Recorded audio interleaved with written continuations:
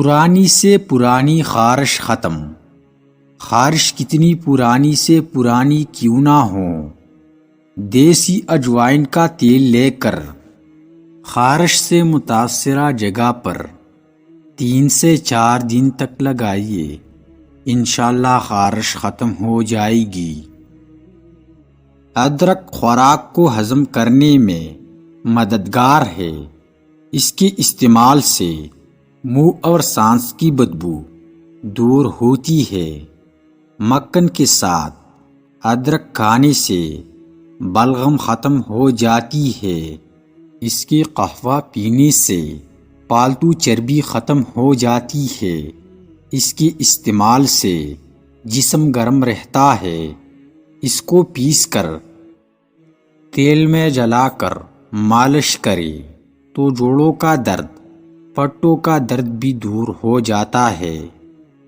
بالوں کو جڑ سے کالا کرنے کا آسان ٹوٹکا، سورج مکھی کی بیج لے، اس کا سپوپ بنا لے، جتنا سپوپ بنے اس سے دگنی شکر ملائے۔ رات کو روزانہ 12 گرام یہ سپوپ دودھ کے ہمراہ لے۔ کچھ عرصہ اس کو مسلسل استعمال کرنے کے بعد بال کالے نکلنے شروع ہو جائیں گے انشاءاللہ۔ گلا شدید خراب ہو تو پیاز کا رس نکال کر 1 چمچ پیے اور پیاز کا گودا گلے پر باندھ لے۔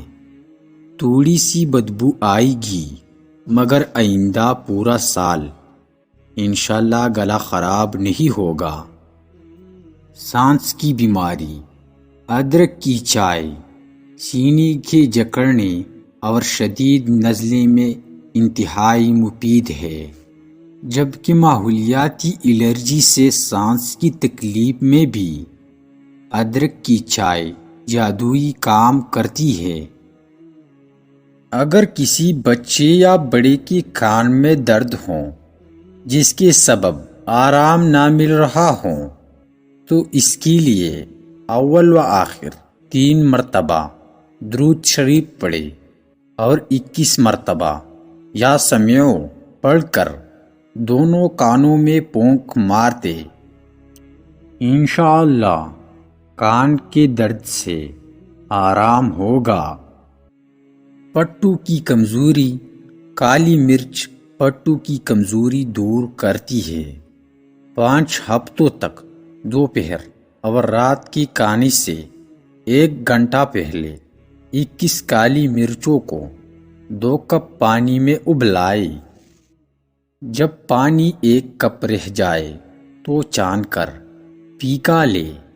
اس کے استعمال سے آپ اپنے اندر ایک نئی طاقت محسوس کریں گے۔